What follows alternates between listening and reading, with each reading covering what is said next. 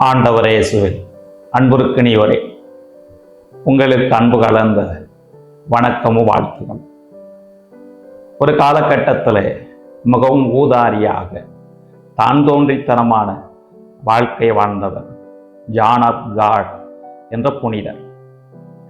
15ஆம் நூற்றாண்டிலே நெதர்லாந்தில் பிறந்தவர் இவர் ஊதாரியாக வாழ்ந்து வந்த சமயத்திலே அவிலா நகர் புனித ஜான் என்ற அருள் பணியாளர் ஆற்றிய மறையுரையை கேட்டார். அந்த மறையுரை இவருடைய உள்ளத்தை வெகுவாக பாதித்தது. அதனால் இவர் புதியதொரு வாழ்க்கை வாழத் தொடங்கினார். இதனுடைய நிமித்தமாக இவர் நோயாளர்களை கவனித்துக் கொள்ளலாம், அதற்காகவே ஒரு துறவற சபையை ஏற்படுத்தலாம் என்று முடிவு செய்தார். அப்படி ஏற்படுத்தப்பட்டதுதான் brother hospitallers of John of God என்பதாகும். இவர் இந்த துறவற சபையை ஏற்படுத்திவிட்டார். ஆனால் கையிலே பணம் இல்லை. நோயாளர்களை நல்ல விதமாய் கவனித்துக் கொள்ள முடியாமலேயே போய்விட்டது. இதை பார்த்துவிட்டு சிலர் கேலி செய்தார்கள். நோயாளர்களை கவனித்துக் கொள்வதாக இவன் புறப்பட்டான், ஆனால் கையில் பணம் இல்லாமல் எப்படியெல்லாம் திண்டாடுகிறான் என்று பாருங்கள் என்று கேலி செய்தார்கள். ஆனால் இவர் நம்பிக்கையை இழக்கவில்லை. கடவுளிடத்திலே மன்றாடினார். இதனால் பல இடங்களிலிருந்தும் இவருக்கு உதவிகள் கிடைத்தன. இந்த உதவிகளை கொண்டு இவர் சிறந்த விதமாய் நோயாளர்களை கவனித்துக் கொண்டார். இது மட்டுமல்லாமல் இவர் செய்த பணிகள் பல நாடுகளுக்கும் சென்றன. இன்றைக்கு இவருடைய துறவற சபையில் இருக்கக்கூடியவர்கள் நோயாளர்களை சிறந்த விதமாய் கவனித்துக் கொண்டு அற்புதமான பணிகளை செய்கிறார்கள். அன்பார்ந்தவர்களே, ஜான் ஆஃப் காட் நோயாளர்களை கவனித்துக் கொள்ள புறப்பட்ட போது அவருடைய கையிலே குறைந்த அளவுதான் பணம் இருந்தது. ஆனால் அவர் கடவுள் மீது நம்பிக்கை வைத்து அந்த பணியை தொடங்கினார். இன்றைக்கு உலகம் முழுவதும் அவருடைய பணிகள் விரைந்து கிடைக்கின்றன. அன்பார்ந்தவர்களே, நாம் ஒரு செயலை, அது சிறிய செயலாக இருக்கலாம், அதை நம்பிக்கையோடு தொடங்குகிற பொழுது, கடவுள் மீது நம்பிக்கை வைத்து அந்த செயலை செய்கிற பொழுது அது மிகப்பெரிய மாற்றத்தை, மிகப்பெரிய தாக்கத்தை ஏற்படுத்தும் என்பதைத்தான் ஜான் ஆஃப் காட் என்ற புனிதர் நமக்கு நினைவுறுத்துகிறார். பொது காலத்தின் 16ஆம் ஞாயிறான இன்றும் கூட நாம் வாசித்திருக்கக்கூடிய இறைவார்த்தை சிறிய தொடக்கம் பெரிய மாற்றத்திற்கு அடித்தளமிடும் என்ற சிந்தனையை தருகிறது. அன்பார்ந்தவர்களே, இன்றைக்கு நாம் வாசித்திருக்கக்கூடிய நற்செய்தி வாசகத்தில் ஆண்டவர் இயேசு கிறிஸ்து 3 சிறப்பான உவமைகளை சொல்கிறார். 3 உவமைகளும் வெவ்வேறாக இருந்தாலும் கூட ஒன்றுக்கொன்று தொடர்புடையதாக இருக்கின்றன. ஆண்டவர் இயேசு சொல்லக்கூடிய கடுகு விதை ஓமை, புளிப்புமா ஓமை, தானாக வளர்ந்து வரக்கூடிய விதை ஓமை அல்லது வயலிலே தோன்றக்கூடிய களைகள் ஓமை, இவையெல்லாம் ஒன்றுக்கொன்று வேறு வேறாக இருந்தாலும் கூட அவையெல்லாம் ஒன்றோடு ஒன்று தொடர்புடையதாக இருக்கு. நம்ம ஆண்டவர் இயேசு கிறிஸ்து தன்னுடைய போதனையிலே 3இல் ஒரு பகுதி ஓமைகளைத்தான் பயன்படுத்தினார் என்று திருவிவிலிய அறிஞர்கள் குறிப்பிடுகிறார். இயேசுனுடைய போதனை கேட்க வந்தவர்கள் யார்? சாதாரண மக்கள், படிப்பறிவில்லாதவர்கள், பாமர மக்கள். ஆகவே அவர்கள் புரிந்து கொள்ளக்கூடிய வகையில் இயேசு எளிய பொருள்களை எடுத்துக்கொண்டு அவற்றின் மூலமாக கண்களுக்கு புலப்படாத இறையாட்சியோடு அவற்றை ஒப்பிட்டு அவர்களுக்கு உண்மையை விளக்கி சொன்னார். அன்பார்ந்தவர்களே, இயேசு சொல்லக்கூடிய கடுகு விதை உவமையை பாருங்கள். இந்த கடுகு விதை மிகவும் சாதாரண சிறிய ஒரு விதை.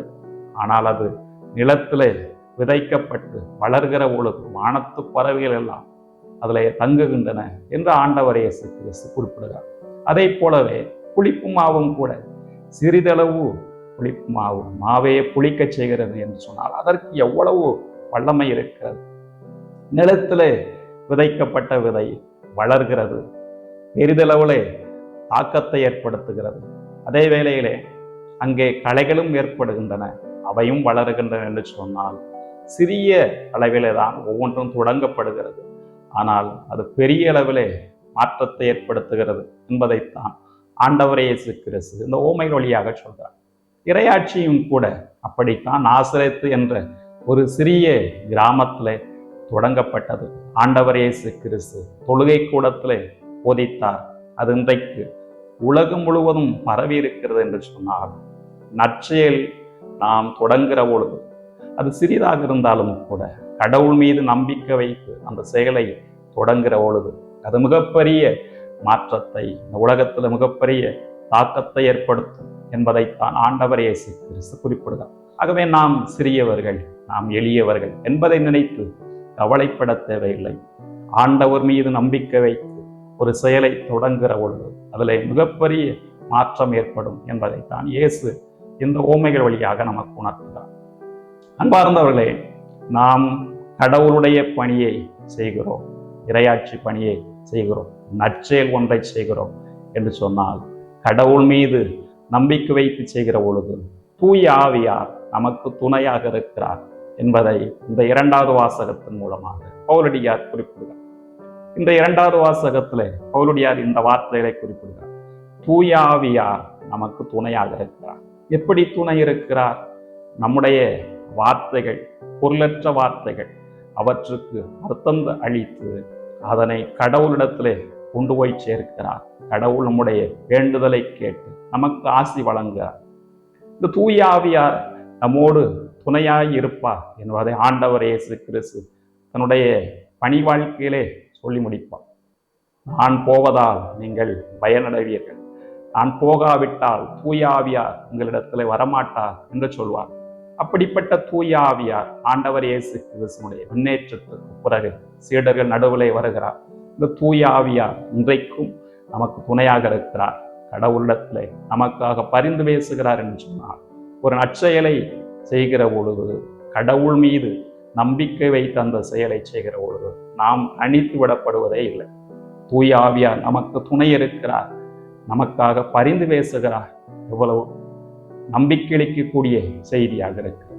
அன்பார்ந்தவர்களே, இந்த இறைவார்த்தை, குறிப்பாக நற்செய்தி வாசகம் ஆண்டவர் நமக்கு அறிவூட்டுகிறார் என்பதையும், 2வது வாசகம் தூய ஆவியார் நமக்கு துணை இருக்கிறார் என்பதையும் சொல்லக்கூடிய அதே வேளையிலே கடவுள், தந்தை கடவுள் எப்படிப்பட்டவராக இருக்கிறார் என்பதை பற்றி இன்றைய முதல் வாசகத்திலே நாம் வாசிக்க கேட்கிறோம்.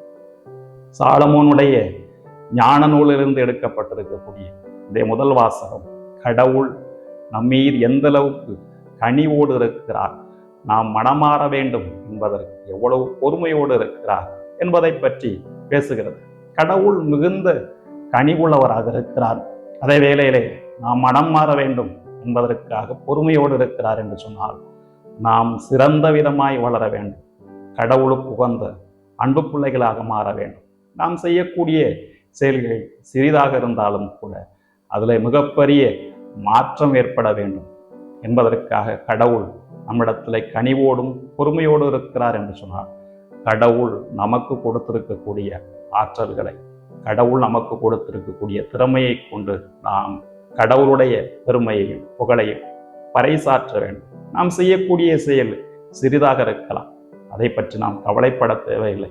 ஆனால் கடவுள் மீது நம்பிக்கை வைத்து இந்த செயலை செய்கிற பொழுது அதில் பெரிய மாற்றம் ஏற்படுகிறது. அன்பார்ந்தவர்களே, ஒரு இளைஞன் கடற்கரையோரமாக நடந்து போய் கொண்டிருந்தான். அவன் அவ்வாறு நடந்து போன போது நட்சத்திர மீன்கள் கடலை விட்டு வெளியே கிடந்தன. அதையெல்லாம் பார்த்துவிட்டு அதன் மீது இரக்கம் கொண்டு அந்த மீன்களை எல்லாம் கடலுக்குள்ளே தூக்கி போட்டான். இதை பார்த்துவிட்டு பெரியவர் ஒருவர் கேட்டார், எவ்வளவு நட்சத்திர மீன்கள் இருக்கின்றன, அவற்றையெல்லாம் உன்னால் மீண்டுமாக கடலுக்குள்ளே போட்டுவிட முடியுமா? அவ்வளவு பெரிய செயலை உன்னால் செய்ய முடியுமா என்று கேட்டபோது இந்த இளைஞன் சிரித்து கொண்டே சொன்னான், நான் இந்த மீன்களை தூக்கி போடுவது மிகச்சிறிய செயலாக இருக்கலாம், ஆனால் அந்த மீன்களுக்கு அது பெரிய செயல் என்று சொன்னான்.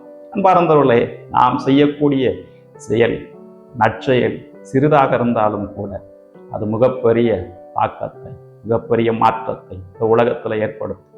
அதைத்தான் ஆண்டவர் இயேசு கிறிஸ்து கடுகு விதை புளிப்பு மாவு ஓமை வழியாக சொல்கிறார் என்றால், நாம் நற்செயலை செய்வோம், அதை கடவுள் மீது நம்பிக்கை வைத்து செய்வோம். அப்போது தூய ஆவியார் நமக்கு துணை இருக்கிறார், நமக்காக பரிந்து பேசுகிறார்.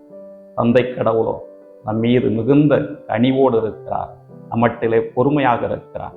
ஆகவே ஆண்டவர் இயேசு கிறிஸ்து நமக்கு போதித்தது போன்று நற்செயல்களை தொடர்ந்து செய்வோம். தூயாவியாருடைய துணையோடு செய்வோம். கடவுளுடைய அன்போடும் இரக்கத்தோடும் கனிவோடும் செய்வோம். அதன் மூலமாக கடவுளை மாட்சிப்படுத்துவோம். கடவுளுடைய ஆசையை பெற்றுக்கொள்வோம். ஆம்.